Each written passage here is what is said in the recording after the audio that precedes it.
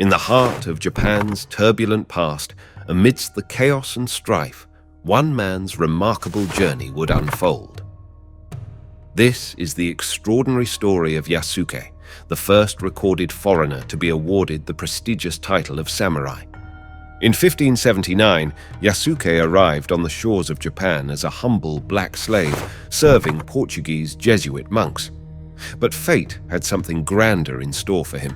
He would forge an unbreakable bond with one of Japan's most legendary figures, Oda Nobunaga, known as the Demon King. Such was Nobunaga's trust in his African samurai that Yasuke stood by his side in his final moments at the Honnō-ji temple in 1582. Join us as we delve into the epic saga of Yasuke, a true legend of the samurai in a time when the world was forever changed. Prepare to witness history like never before. This is the Legend of Yasuke, Samurai of Honor.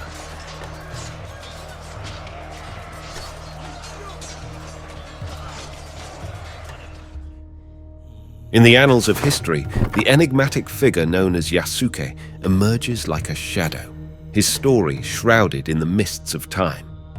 Despite his legendary status, the records that could unveil the tapestry of his life are as scarce as desert rain. Even today, the enigma of Yasuke endures, a testament to the mysteries of the past. The origins of Yasuke are a matter of debate, a riddle that scholars and historians have grappled with for centuries. Some whisper that he hailed from the distant shores of Mozambique, their only evidence being the ink-stained pages of Jesuit records written decades later. Others speculate that he was of the Jang or Dinka people of Sudan, renowned for their ebony complexions, towering stature, and martial prowess, characteristics that by all accounts Yasuke possessed in abundance. It was the Italian Jesuit missionary Alessandro Valignano who would be the harbinger of Yasuke's fate, ushering him into the mystic realm of Japan. The stories of Yasuke's role with Valignano differ. Some paint him as a humble servant, others as a freed soul, and a few even as a guardian of the Jesuit order. Yet, regardless of his past, Yasuke's arrival in the land of the rising sun cast a mesmerizing spell on the locals. In those days, foreign faces in Japan were as rare and exotic as precious gems, far more so than their European counterparts. But it wasn't until the year 1581, when Valignano and his entourage embarked on their journey to the imperial heart of Kyoto, that the legend of the African samurai would truly unfurl its wings. Kyoto, the ancient capital, was then held in the iron grip of one of Japan's most illustrious figures, Oda Nobunaga. A mastermind of war and strategy, Nobunaga earned the moniker Demon King during the turbulent era of the Sengoku Jidai. He had risen above the chaos, carving a path to supremacy that made him the de facto ruler of Japan by 1581. When Yasuke was presented before the formidable Nobunaga by the Jesuit envoys, the warlord's eyes widened in disbelief. Never before had he laid eyes upon a man of such dark complexion. In his bewilderment, Nobunaga entertained the notion that Yasuke's skin had been tainted with ink, a trick perhaps. To dispel this illusion, he commanded Yasuke to bare his chest and cleanse his skin before him. The truth, like a bolt of lightning, struck Nobunaga's senses. Yasuke was no illusion, no ink-stained deception. A genuine curiosity ignited within the warlord, and in that moment, the fate of the African samurai was sealed.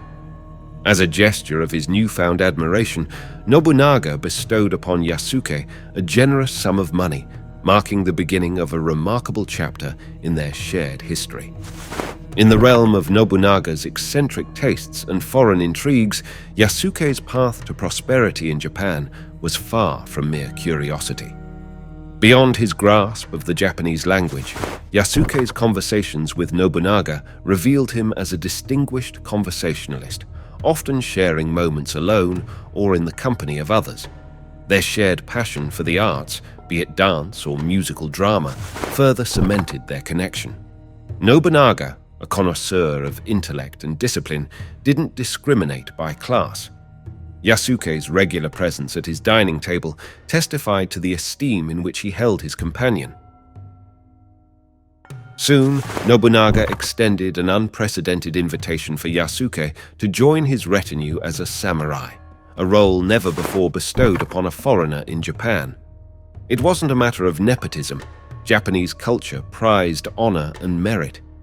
Yasuke's towering physique, a formidable 2 meters in stature, was matched only by his strength, praised by Nobunaga as that of 10 men. For an individual untrained in the ways of the samurai, this swift ascension was remarkable. In the span of a year, Yasuke became an indispensable figure in Nobunaga's inner circle, attracting attention from officials, generals, and visitors alike. His presence was etched into the annals of diaries, a massive African samurai by the daimyo's side. As a samurai retainer, Yasuke's duty demanded his constant presence.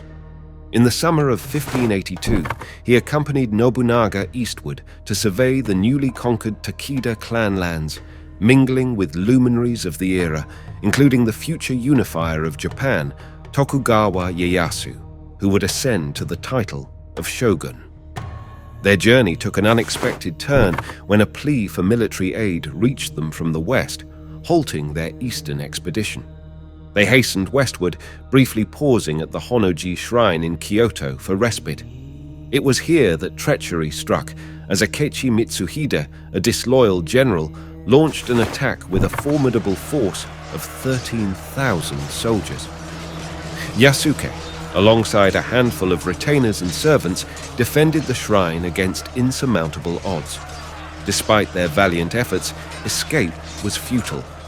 In the face of impending doom, Nobunaga and several of his servants chose seppuku, setting the shrine ablaze.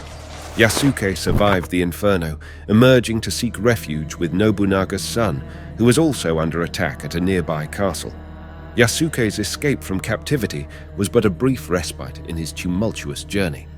Fate had other designs, leading him into yet another relentless clash, this time alongside Nobunaga's own son and heir, both facing the relentless onslaught of Mitsuhide's forces. A battle-hardened warrior, Yasuke fought valiantly despite insurmountable odds. Tragically, the demise of Nobunaga's son marked the end of that perilous struggle. Yasuke's subsequent path remains shrouded in ambiguity, obscured by conflicting accounts handed down through the ages. Some claim he met his demise on the battlefield, while others recount a different fate.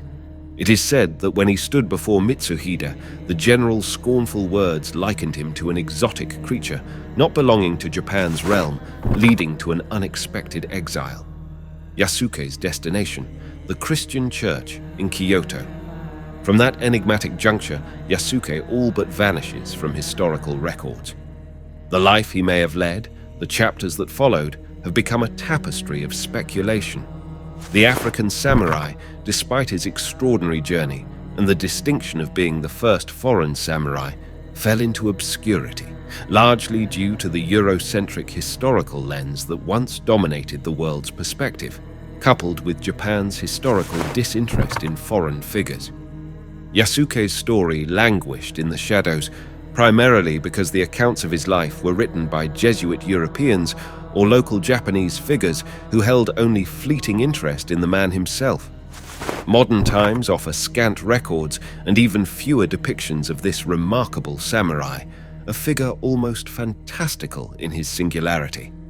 He remains absent from the canvases of contemporary artists, with only 2 period pieces of Japanese art potentially capturing his image. The first, an inkbox fashioned in the Rimpa style, portrays a tall, dark-skinned man adorned in high-class Portuguese attire, the uniform of Jesuits operating from Goa and Eastern Africa.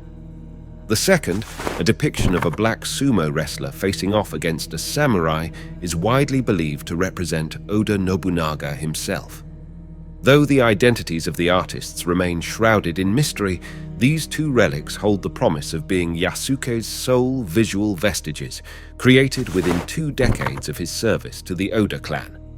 Despite languishing in historical oblivion for nearly 4 centuries, Yasuke's tale has experienced a renaissance, a rekindling of interest as the world's historical perspectives shift away from the confines of ethnocentrism. His life has inspired numerous works, from television programs to stories and manga, breathing new life into his legend.